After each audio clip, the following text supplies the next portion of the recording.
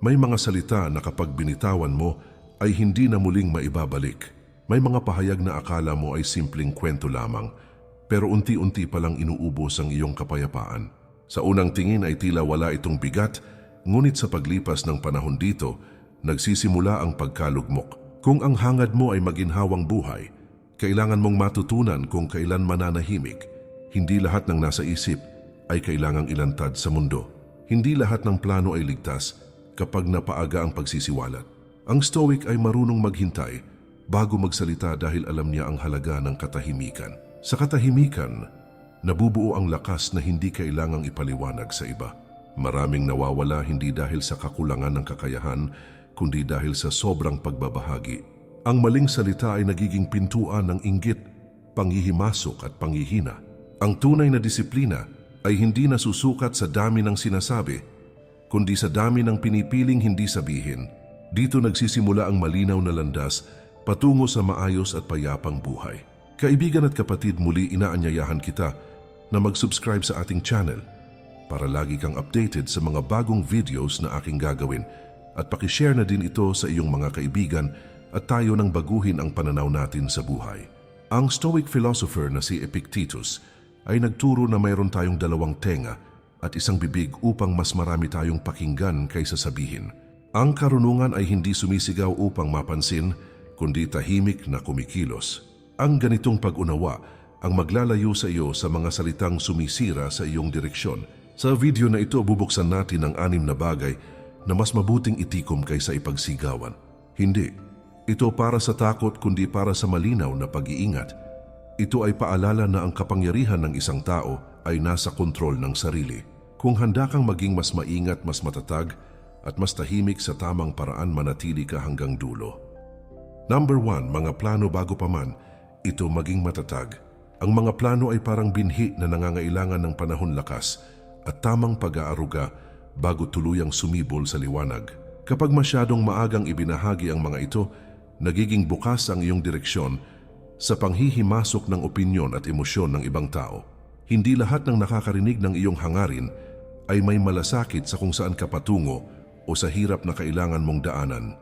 May mga tainga na hindi nakikinig upang umunawa, kundi nakikinig upang magduda, manghusga o humila pababa. Ang isang Stoic ay hindi nagmamadali sa pagsasalita ng kanyang mga layunin at pangarap sa buhay. Mas pinipili niyang ipakita ang tahimik na resulta kaysa ipaliwanag ang mabigat at mahabang proseso.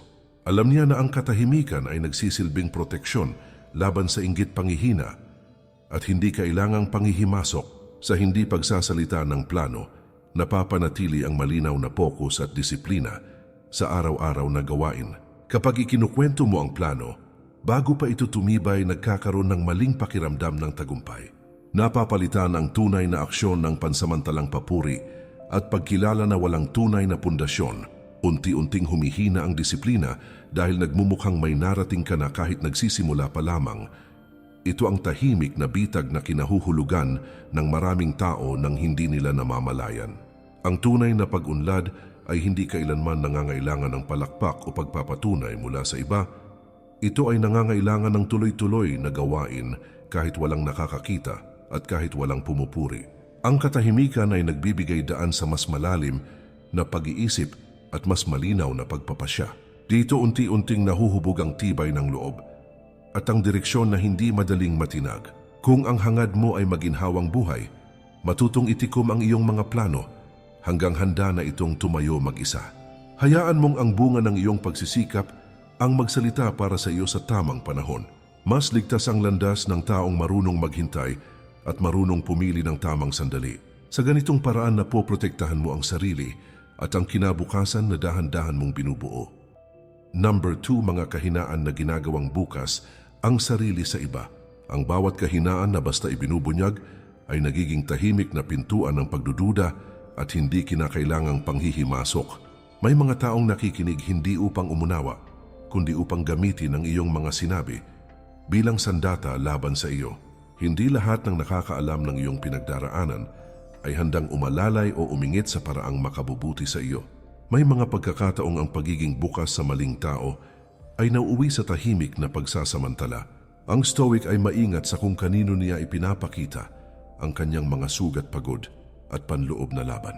Hindi niya itinatanggi ang kahinaan bilang bahagi ng pagiging tao, ngunit hindi rin niya ito ipinapamahagi sa lahat. Alam niya na ang tunay na lakas ay hindi palaging nakikita sa pagsasalita kundi sa kakayahang magpigil.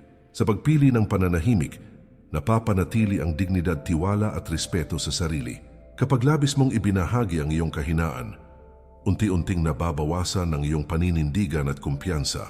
Nagiging mas madali kang impluwensyahan ng opinyon ng iba kahit hindi ito tugma sa iyong prinsipyo. Ang emosyon ay nagsisimulang manguna sa direksyon ng buhay imbes na ang malinaw na pag-unawa. Dito unti-unting nawawala ang kontrol sa sariling landas at pagpapasya. Ang tunay na tibay ng loob ay nahuhubog sa tahimik at matapat na pagharap sa sarili. Ito ay ang kakayahang ayusin ang sugat at pagkalito ng hindi umaasa sa pansamantalang simpatya. Ang katahimikan ay nagsisilbing pahinga kung saan muling binubuo ang lakas at malinaw na pananaw. Sa ganitong proseso, mas nagiging buo ang pagkatao at mas matatag ang pagpapasya. Kung ang hangad mo ay maginhawang buhay, matutong piliin kung sino ang dapat makaalam ng iyong kahinaan. Hindi lahat ng taong nakikinig ay karapat-dapat paglagyan ng iyong tiwala at saloobin. Mas nagiging matatag ang tao kapag marunong siyang humawak ng sariling bigat at damdamin.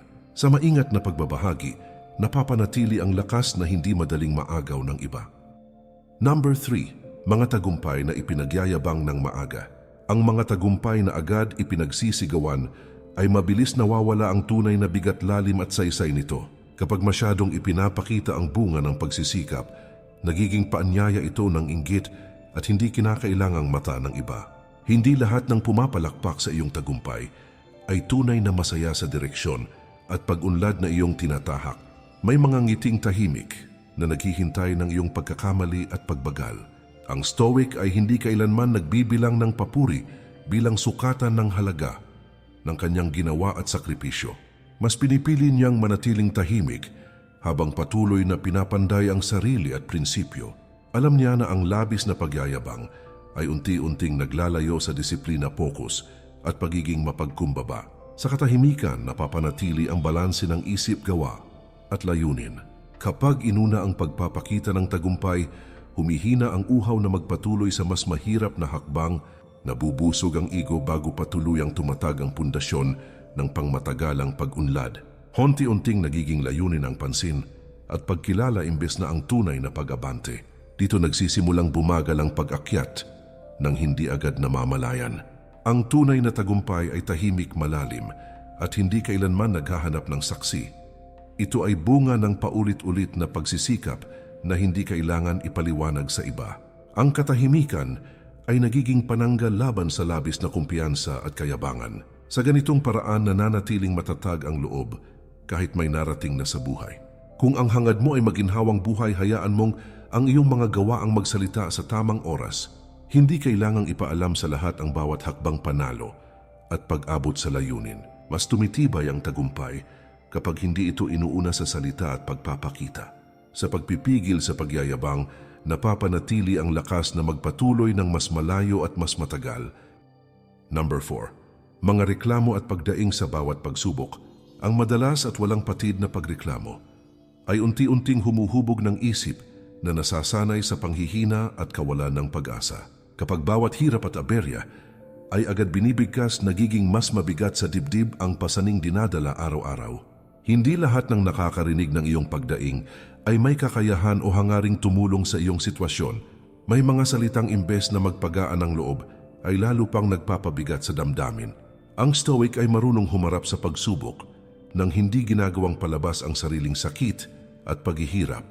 Hindi niya ikinakaila ang bigat ng sitwasyon, ngunit hindi rin niya ito pinalalaki sa pamamagitan ng paulit-ulit na salita.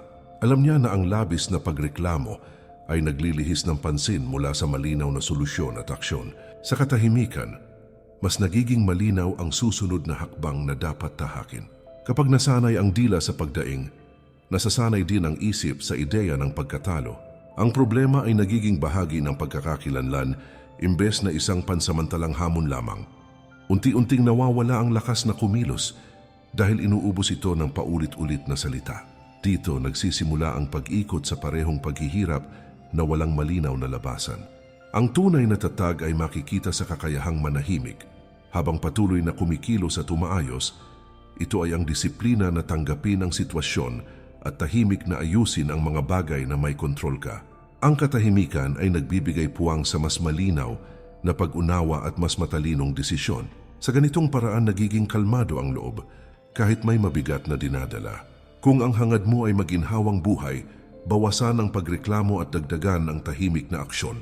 Hindi lahat ng hirap at sakit ay kailangang isalaysay upang tuluyang mapagtagumpayan. Mas lumalakas ang tao kapag hinahayaan niyang ang gawa ang sumagot sa bawat hamon. Sa pagpigil sa pagdaing napapanatili ang dignidad at malinaw na direksyon ng buhay. Number 5. Mga sekreto ng sarili na hindi dapat ibinahagi. Ang bawat lihim na basta ibinubunyag ay nagiging banta sa sariling kapayapaan at seguridad. Kapag ang pinakapersonal na detalye ay inilalantad, nagiging madali ang panghihimasok ng iba sa iyong mundo. Hindi lahat ng nakakaalam ng iyong pinagtatagong kalooban ay may malasakit o tamang intensyon. May mga taong nakikinig hindi upang umunawa, kundi upang maghintay ng pagkakamali at kahinaan. Ang Stoic ay marunong magtago ng sarili niyang kabutihan at plano mula sa mata ng publiko. Hindi niya ikinakaila ang halaga ng kanyang nalalaman, ngunit pinipili niyang itago ang pinakamahalagang bagay. Alam niya na ang labis na pagbubunyag ay naglilihis ng atensyon at enerhiya mula sa tunay na layunin. Sa pagpili ng katahimikan, napapanatili ang kapangyarihan at kontrol sa sariling buhay. Kapag ang bawat detalye ay inilalantad, unti-unting nababawasan ang pribadong puwang at kalayaan. Ang kalayaan ng isip at damdamin ay nagiging depende sa opinyon ng iba. Unti-unting nagiging mahina ang desisyon dahil may puwersa mula sa labas na nakaka-impluwensya. Dito nagsisimulang mawala ang direksyon at tahimik na kapangyarihan na dapat ay sariling pinanghahawakan. Ang tunay na lakas ay makikita sa kakayahang itago ang pinakamahalagang kaalaman at damdamin. Ito ay disiplina na hindi nangangailangan ng pagpapatunay o pahintulot mula sa iba. Ang katahimikan ay nagbibigay proteksyon sa sarili laban sa inggit panghihimasok at hindi kinakailangang paghuhusga. Sa ganitong paraan nananatiling matatag ang loob at malinaw ang landas patungo sa layunin. Kung ang hangad mo ay maginhawang buhay, matutong panghawakan ng mga lihim na may kabuluhan sa sarili. Hindi lahat ng alam at nararamdaman ay dapat ilantad sa iba upang maprotektahan ang sariling direksyon. Mas lumalakas ang tao kapag marunong siyang pumili kung ano at kanino dapat ipaalam. Sa pagpipigil sa pagbubunyag, napapanatili ang kapangyarihan at katahimikan na magdadala sa iyo sa mas maayos na buhay. Number 6. Mga tao na dapat iwasan sa iyong panahon at enerhiya. Ang bawat taong palaging nakakaapekto sa damdamin at isip ay unti-unting nagpapabigat sa landas mo.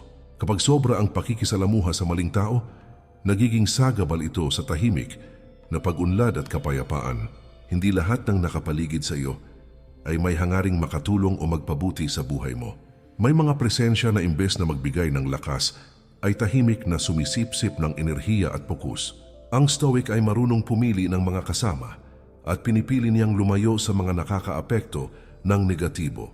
Hindi niya ikinakaila ang dami ng taong makakasalamuha, ngunit matalino siyang pumili kung sino ang karapat-dapat ng oras at atensyon. Alam niya na ang tahimik na pag-iwas ay mas epektibo kaysa sa paulit-ulit na pakikipagtalo o paglilinaw. Sa ganitong paraan napapanatili ang katahimikan ng isip at integridad sa mga aksyon. Kapag pinapayagan mong maapektuhan ng mali, umapanganib na tao unti-unting nawawala ang kontrol sa sarili. Ang enerhiya na dapat ay gamitin sa pag-abot ng layunin ay nauubos sa walang kabuluhang alitan at emosyon. Unti-unting nababawasan ang focus at disiplina na kinakailangan upang makamit ang maayos at tahimik na buhay. Dito nagsisimulang maantala ang progreso at magdulot ng hindi kinakailangang stress. Ang tunay na karunungan ay makikita sa kakayahang pumili ng tamang tao sa paligid. Ito ay disiplina na alam kung sino ang dapat lapitan at kanino hindi dapat ibigay ang oras at damdamin. Ang katahimikan at malinaw na hangarin ay nananatili sa mga taong marunong mag-ingat sa sarili nilang enerhiya. Sa ganitong paraan, mas napapalakas ang loob at mas malinaw ang direksyon ng buhay. Kung ang hangad mo ay maginhawang buhay, matutong magtakda ng limitasyon sa mga taong pinapayagan mong makaapekto sa iyo. Hindi lahat ng nakapaligid sa iyo ay karapat-dapat ng iyong oras at emosyonal na puwersa. Mas nagiging matatag ang tao kapag marunong siyang pumili at umalis sa nakakasira ng katahimikan at focus. Sa maingat na pagpili ng kasama na papanatili ang enerhiya at kapayapaan na magdadala sa iyo sa mas maayos at maginhawang buhay. Ang kapangyarihan ng isang tao ay hindi nasusukat sa dami ng kanyang sinasabi, kundi sa dami ng pinipiling hindi sabihin. Ang tunay na kalayaan ay nagsisimula sa loob, sa kakayahang kontrolin ang sarili at panatilihin ang katahimikan sa gitna ng ingay. Ang mga lihim, plano, tagumpay, kahinaan at presensya ng ibang tao ay dapat pinipili ng maingat upang hindi maubos ang lakas at kapayapaan. Sa bawat desisyon na tahimik at maingat, nabubuo ang isang buhay na mas matatag, mas malinaw at mas maginhawa. Ang Stoic ay hindi natatakot sa katahimikan sapagkat dito nahuhubog ang tunay na lakas ng loob. Hindi ang papuri o pagbatikos ang magbibigay ng direksyon kundi ang sariling disiplinadong kilos at malinaw na prinsipyo sa pagpili ng tamang salita, tamang hakbang at tamang tao sa paligid mo. Unti-unti mong makakamtan ang kapayapaan at kalayaan. Ito ang landas ng tao na nagtataglay ng disiplina, karunungan at tunay na kapangyarihan sa sariling buhay. Kaibigan at kapatid, muli inaanyayahan kita na mag-subscribe sa ating channel para lagi kang updated sa mga bagong videos na aking gagawin at pakishare na din ito sa iyong mga kaibigan at tayo nang baguhin ang pananaw natin sa buhay. Sa bawat hakbang na tahimik ngunit matatag, ang buhay mo ay unti-unti ring magiging mas malinaw, mas maayos at higit sa lahat, mas maginhawa. Ang kapangyarihan ay nasa pagpipigil, sa katahimikan, at sa kakayahang pumili ng tama. Sa ganitong paraan, bawat araw ay nagiging pagkakataon para palakasin ang sarili at paunlarin ang landas patungo sa tunay na kalayaan.